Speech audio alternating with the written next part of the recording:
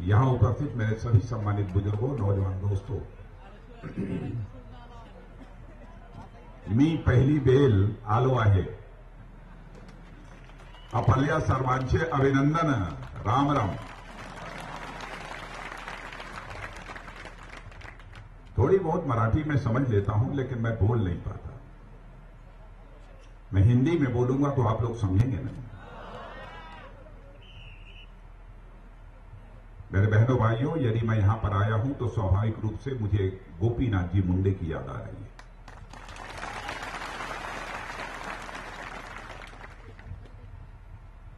मैं और गोपीनाथ जी मुंडे लंबे समय तक हम लोगों ने साथ काम किया है और हम लोगों की गहरी मित्रता थी.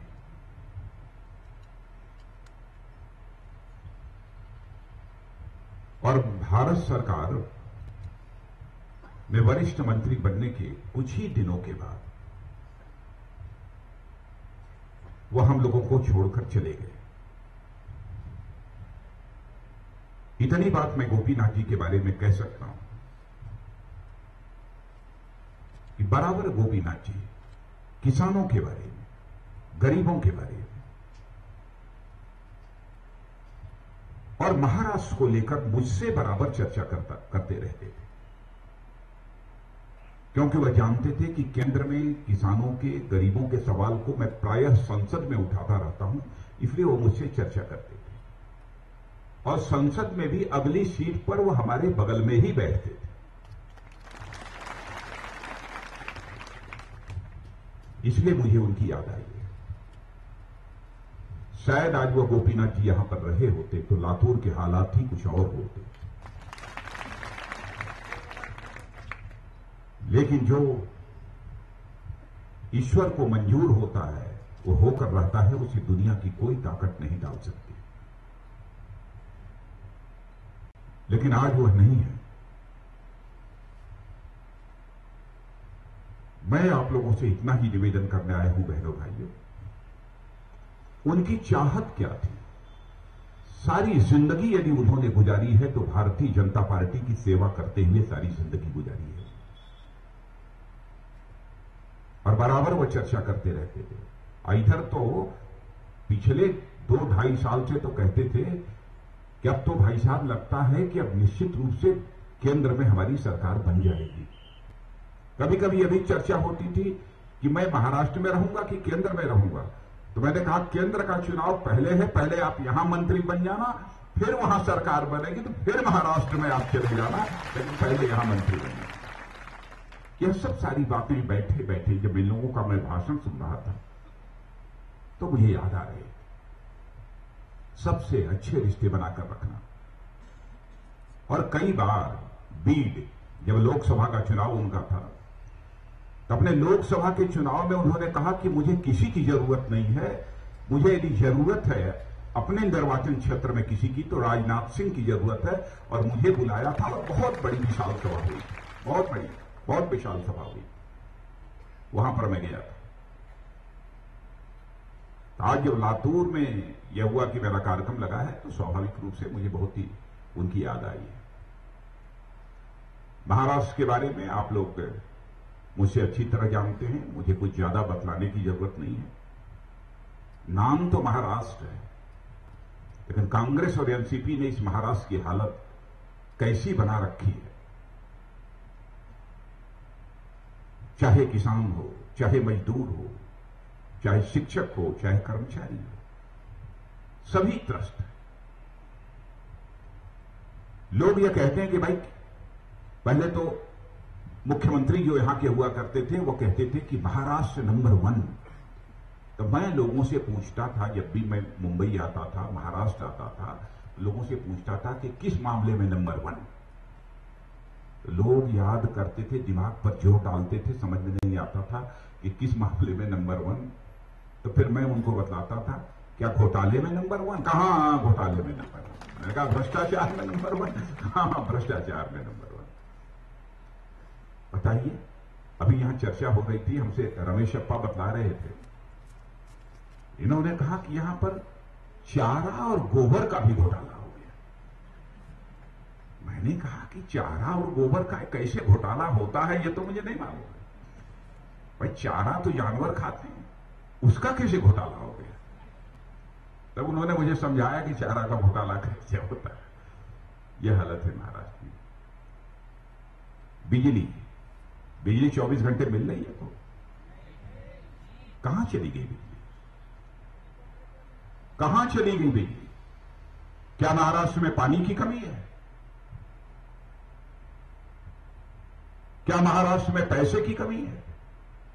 महाराष्ट्र की राजधानी मुंबई है। मैं समझता हूं कि सर्वाधिक जिसे आर्थिक राजधानी भारत की कहा जाता है महाराष्ट्र, उसके होने के बावजूद महाराष्ट्र की जनता को बिजली नहीं मिली।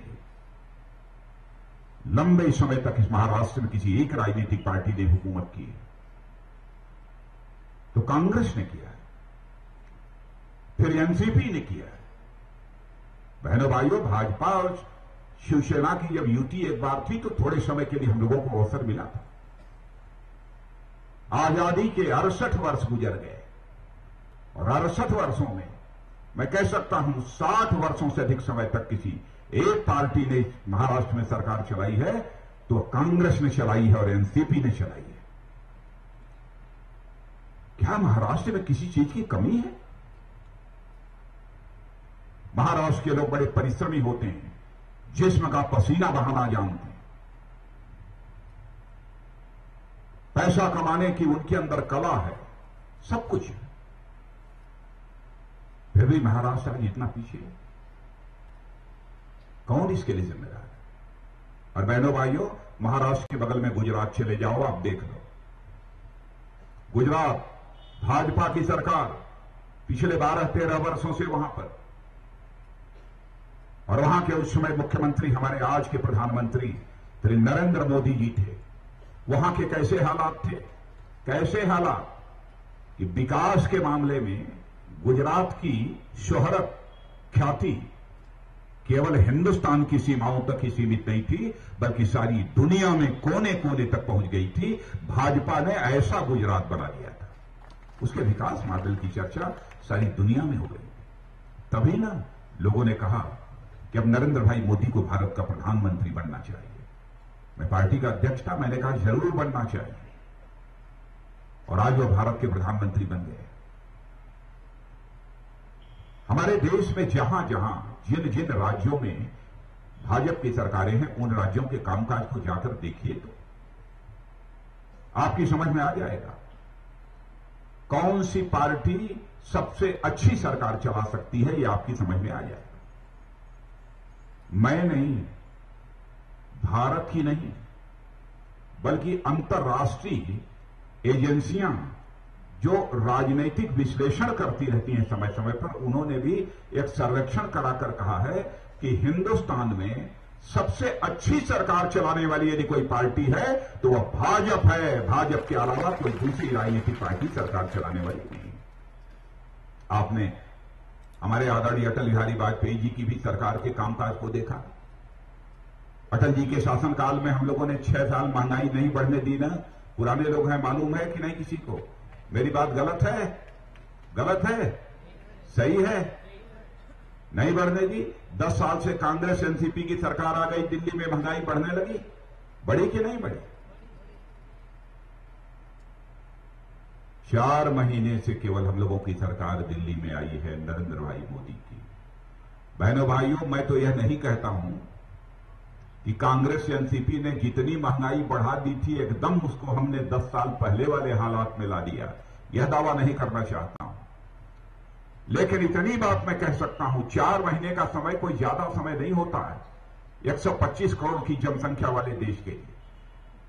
लेकिन हमने कुछ किया हो अथवा न किया हो, लेकिन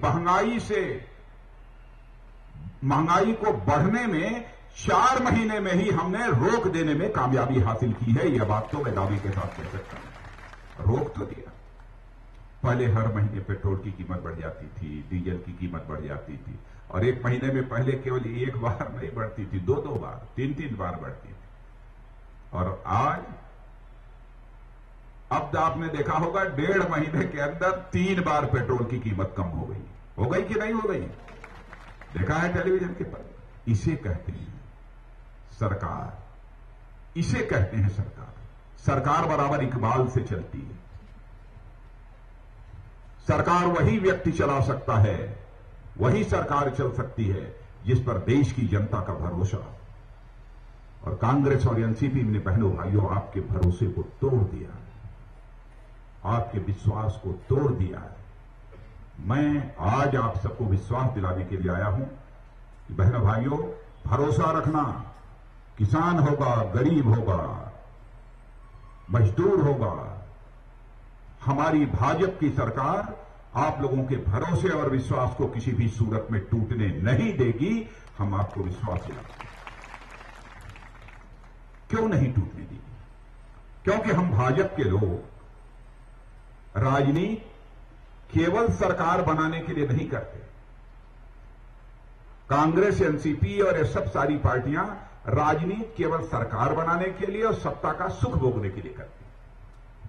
तभी नहीं इतना घोटाले होते हैं। हम लोगों के शासनकाल में क्यों नहीं घोटाले होते? क्यों नहीं गुजरात में घोटाले हो गए?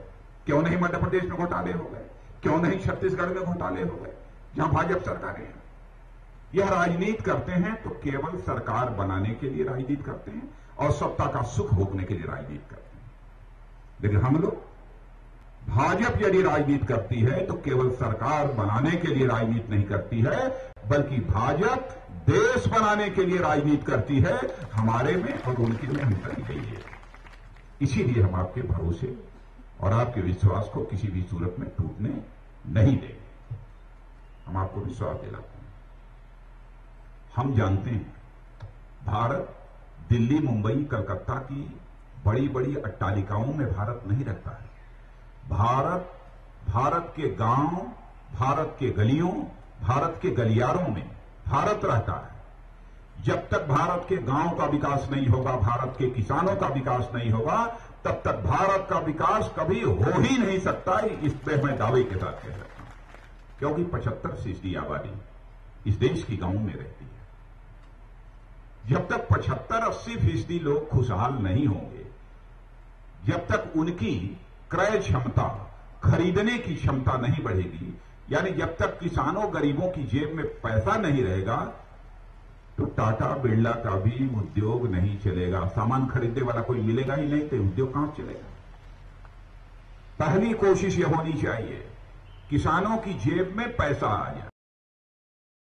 कभी नहीं किया, लेकिन अखबारों में छपता था कि नरेंद्र भाई मोदी को अमेरिका में घुसने नहीं दे।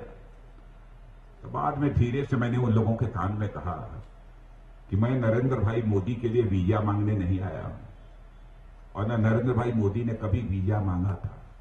चिंता मत करो, 6, 7, 8 महीना इंतजार करो। उस समय से लेकर लोकसभा के चुनाव 8 महीने बाकी थे। मैंने कहा 8 महीना इंतजार करो। हिंदुस्तान की स्वाभिमानी जनता इस हिंदुस्तान में ऐसे हालात पैदा कर देगी कि यही अमेरिका रेड कारपेट बिछाकर नरेंद्र भाई मोदी का स्वागत करेगा। वहां पर वीजा की कोई जरूरत नहीं पड़ेगी। क्या कमाल किया।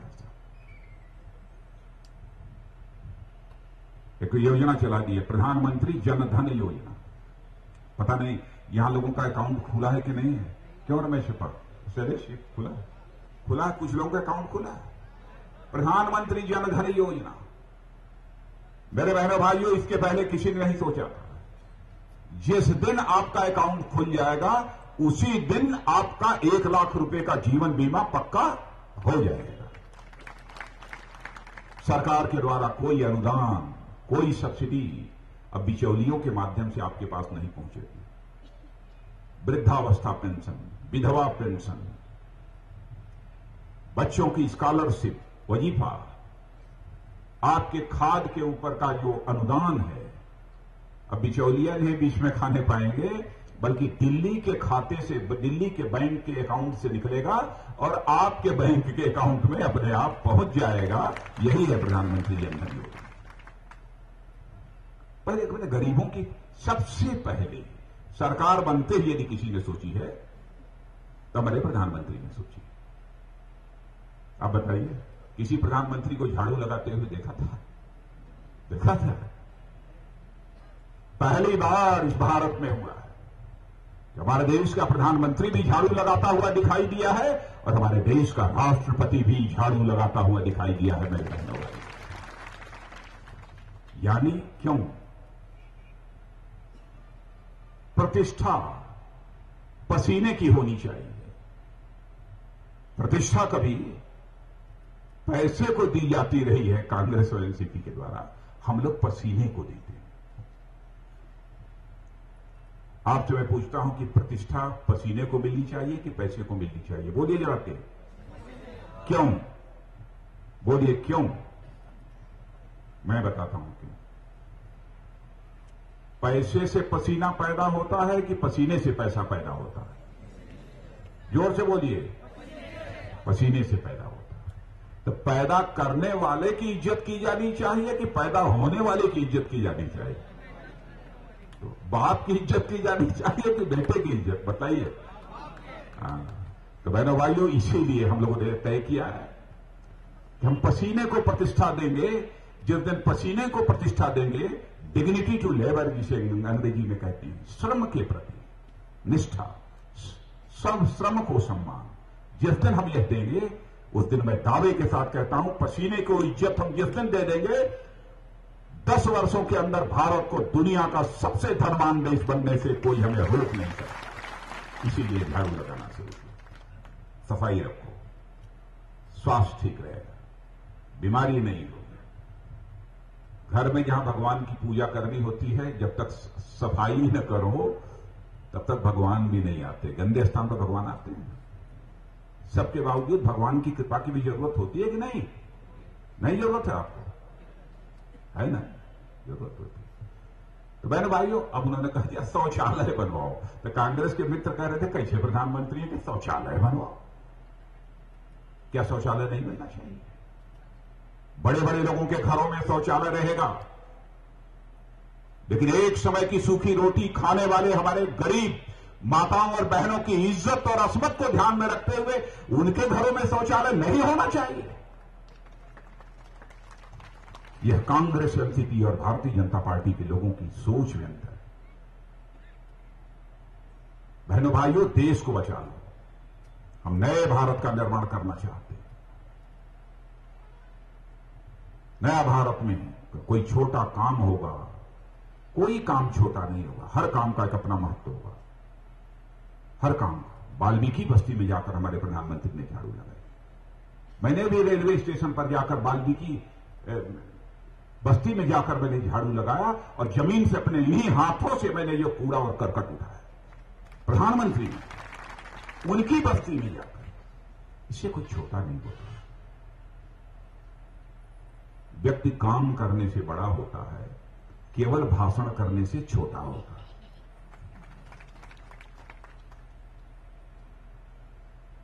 केवल भाषण करने से छोटा होता है। तो बहनों भाइयों, सब देख रहे हैं, आप सब जानते हैं, बड़े जागरूक हैं। डरिएगा मत, डरिएगा मत।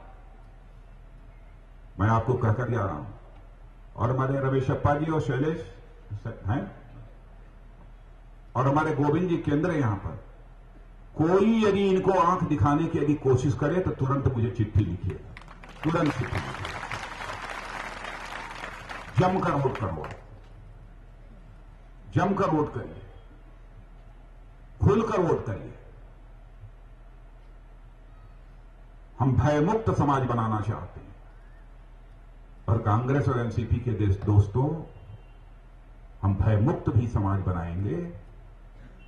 और अभी तक जो आपके साथ था, उस भ्रष्टाचार से भी मुक्त भारत बनाएंगे। भय मुक्त और भ्रष्टाचार मुक्त भारत बनाएंगे। इसलिए मैं आप सबसे अपील करना चाहता हूं कि आप हमारे यहां के प्रत्याशी रमेशप्पा और हमारे लातूर के प्रत्याशी शैलेश, दोनों को जिताइए, जमकर जिताइए, भारी मतों से। और मैंने जब मैं आया था महाराष्ट्र, उस बार तो मैंने कहा था, एक दिन पहले आया था, फिर से सभाएं थी, तो मैंने कहा था लोगों से कि भाई दिल्ली में सरकार बनाकर भाजपा की, आप लोगों ने कुर्ता तो हमको पहना दिया, लेकिन केवल कुर्ते पहन के मैं घूमता रहा हूं।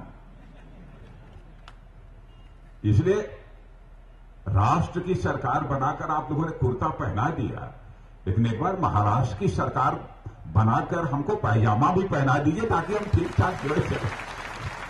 यही अपील करते हुए और आप सबको धन्यवाद देते हुए निवेदन समाप्त करते हैं।